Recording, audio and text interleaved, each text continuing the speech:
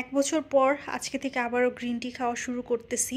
চোখে নিচে dark circle পড়া শুরু করছে, স্কিনের অবস্থাও খুব খারাপ হয়ে যাইতেছে, ব্রণ উঠতেছে। এই জন্য ভাবলাম যে আবার গ্রিন টি খাওয়া শুরু করি।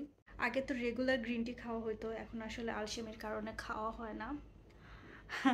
এখন চিন্তা করতেছি আসলে আলসেমি বাদ দিয়ে আবারও একটা হেলদি লাইফস্টাইলে ফিরে আসতে হবে। অনেক উড়াধুরা লাইফস্টাইল লিড করছি, আর তার নাতিজা তো দেখতেই পাইতেছে আমার স্কিনের উপরে। হ্যালো, কেমন আছেন আপনারা সবাই?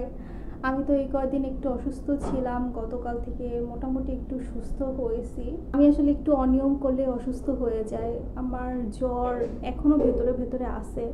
এই যে জ্বরগুটা উঠছে, ব্যথা করতেছে, এইটার ঘরোয়া কোনো ট্রিটমেন্ট আছে কি না আপনারা যদি জানেন তাহলে অবশ্যই আমাকে জানায়েন। আমার আসলে অনেক ব্যথা করতেছে, কি করব এটা নিয়ে বুঝতে পারতেছি না। আমি অনেক কষ্ট করে, অনেক শখ করে নখগুলোকে এত বড় বড় করছিলাম। আমার সামনে একটা ইভেন্ট আছে, কিন্তু মজার কথা হলো আমার এই নখটা ভেঙে গেছে। আমি বুঝি না কোনো অনুষ্ঠানের আগে কেন আমার সাথে এরকম হয়। প্রোগ্রামের আগেই আমার নখ ভেঙে যাবে, আমার মুখে ব্রণ উঠবে। এখন কি আর করার, সবগুলো নখ কেটে ফেলতে হবে। এতদিন এত যত্ন করে বড় করলাম। নখ ফাটাটা কি কোনোভাবে প্রিভেন্ট করা যায় ঘরোয়া পদ্ধতিতে? আপনাদের জানা থাকলে আমাকে একটু জানায়েন তো। আমার নখগুলো না একটু বড় হইলে এরকম ভেঙে যায়। জ্বর থেকে উঠে দেখতেছি আমার চেহারার অবস্থা খুবই খারাপ হয়ে গেছে। এই কয়েকদিন তো কিছুই করি নাই, তো আজকে ভাবলাম যে একটু সেলফ কেয়ার করা যাক। এটা আমার একটা মেডিকেটেড সাবান, ডক্টর রেকমেন্ড করছিল ব্রণের জন্য। যেহেতু ব্রণ হয়েছে এই কারণে এই সাবানটা ইউজ করতেছি।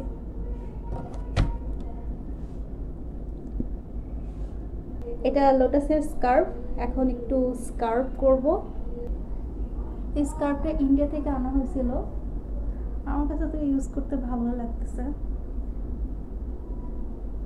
একটা ধুয়ে আসার পরে স্কিনটা একটু ফ্রেশ লাগতেছে। অনেকদিন রাতে ভালো ঘুম হয় নাই, প্লাস অসুস্থতার জন্য চোখের এই অবস্থা। একটা ভিডিওতে দেখছিলাম ইউটিউবে যে গ্রিন টি আন্ডার আইতে লাগালে নাকি এই যে ডার্ক সার্কেল, ব্লেমিশ এগুলো সব চলে যায়।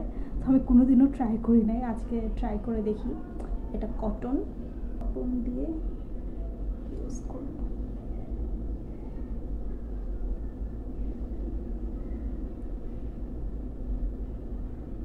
আমার মনে হইতেছে কি আমি যদি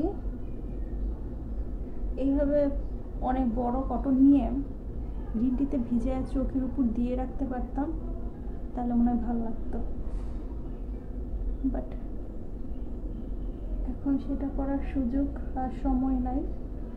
সো এইভাবেই লাগাইতে হবে। এটা হইতেছে বোরো প্লাসের অ্যালোভেরা জেল, আর এটা হচ্ছে ইক্যাপ ভিটামিন ই।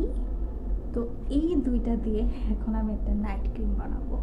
এটা আমার একটা খালি ক্রিমের কৌটা। এটার মধ্যে পতঞ্জলির একটা ক্রিম ছিল, তো শেষ হয়ে গেছে, ভালো মতো ধুয়ে পরিষ্কার করে নিছি। এখানে অ্যাড করব অ্যালোভেরা জেল। কি রে, বের হয় না কেন? অ্যালোভেরা জেল, একটা ভিটামিন ই ক্যাপসুল অ্যাড করে দেব। ভিটামিন ই ক্যাপসুলটা কিন্তু খাওয়ার ভিটামিন ই ক্যাপসুল, সো ওইটাই আমি ইউজ করব।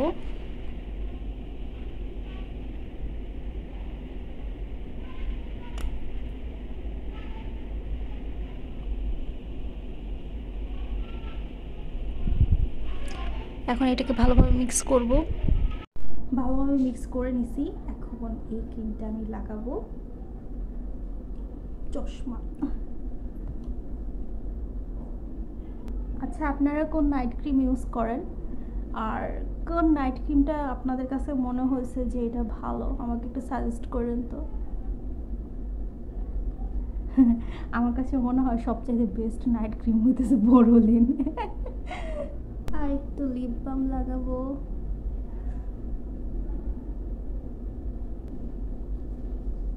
সো আমার simple night care skin care routine শেষ।